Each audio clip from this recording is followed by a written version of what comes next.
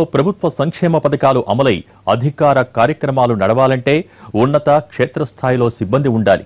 రాజకీయ కార్యకలాపాలకు అదే సూత్రం వర్తిస్తుంది. కేడర్ ఉన్నా ముందుండి నడిపించే నాయకుడు కావాలి. ఆయన అందరినీ కలుపుకొని పోగల సమర్థుడై ఉండాలి. అలాంటి సమర్థుల వేటలో ఆయా పార్టీల అధిష్టానాలు భూతద్దాలు పట్టుకుని వెతుకులాడే పనిలో పడ్డాయి. జిల్లాల విభజన పుణ్యమాని అన్ని పార్టీలకు ఆ పని తప్పటం లేదు. ఆ క్రమంలో తమ సమర్థతను చాటుకుని జిల్లా పార్టీ అధ్యక్ష స్థానాన్ని దక్కించుకునేందుకు ఆశావహులు అధిష్టానం పెద్దల ముందు క్యూ కడుతున్నారట.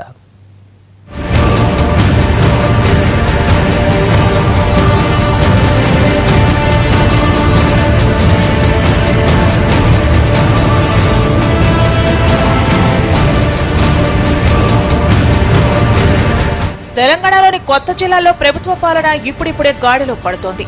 నియామకాలు పూర్తవడంతో లక్ష్యాల సాధనకు దూసుకుపోయే పనిలో పడ్డారు ఆయా జిల్లాల అధికారులు.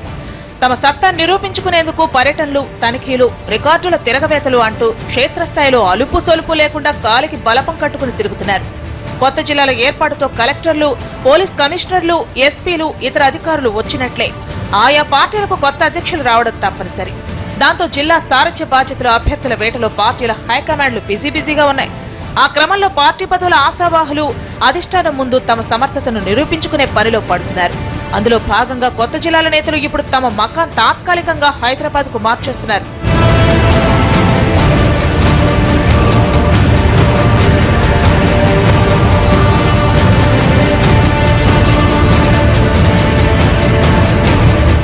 కరీంనగర్ జిల్లా నుండి వేరుపడి కొత్త జిల్లాలుగా ఏర్పడ్డ సిరిసిల్ల, పెద్దపల్లి, జగిత్యాల్లో ఇప్పటికే అన్ని పార్టీలోనూ అధ్యక్ష అభ్యర్థుల వేట ప్రారంభమైంది.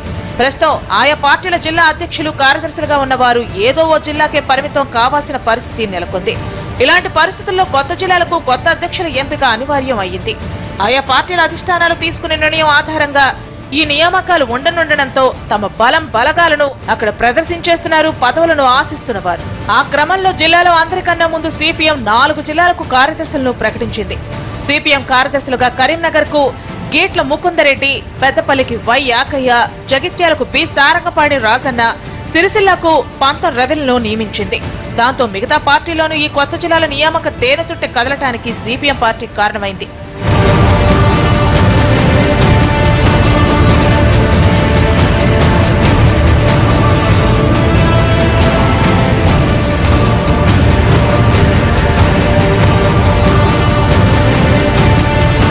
అధికార విపక్ష పార్టీలైన TRS, TDP, Congress, BJP, CPI జిల్లా అధ్యక్షులు, కార్యదర్శుల స్వగ్రామాల జిల్లా విభజనతో ఇప్పుడు వేర్వేరు జిల్లాల పరిధిలోకి వెళ్లాయి. టీడీపీ జిల్లా అధ్యక్షునిగా ఉన్న మాజీ ఎమ్మెల్యే చింతకుంట విజయరామణారావు స్వగ్రామం ఏలిగేడు మండలం శివపుల్లి, ఇది ఇప్పుడు పెద్దపల్లి జిల్లా పరిధిలో చేరింది. ఆయన పెద్దపల్లి నుంచి గతంలో ఎమ్మెల్యేగా గెలుపొందారు. గత ఎన్నికల్లోనూ అక్కడ నుంచే పోటీ చేశారు. పెద్దపల్లి ప్రత్యేక జిల్లాగా ఏర్పడటంతో ఆయన అక్కడికే వెళతారన్న ప్రచారం సాగుతోంది. దాంతో టీడీపీ కరీంనగర్, జగిత్యాల, సిరిసిల్ల జిల్లాలకు కొత్త అధ్యక్షులను నియమించాల్సి ఉంది.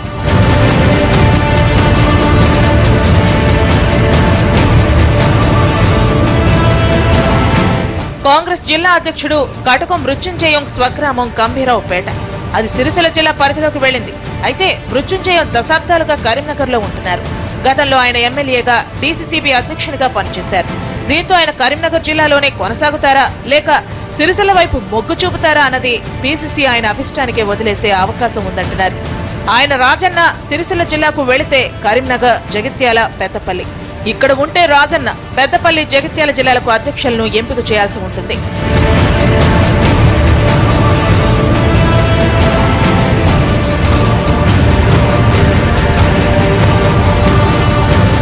మిగతా పార్టీలు కూడా 3 జిల్లాలకు అధ్యక్షులను నియమించాల్సి ఉంటే అధికార టీఆర్ఎస్ పార్టీకి 4 జిల్లాల్లో అధ్యక్షులను నియమించాల్సిన అవసరం ఏర్పడనుంది.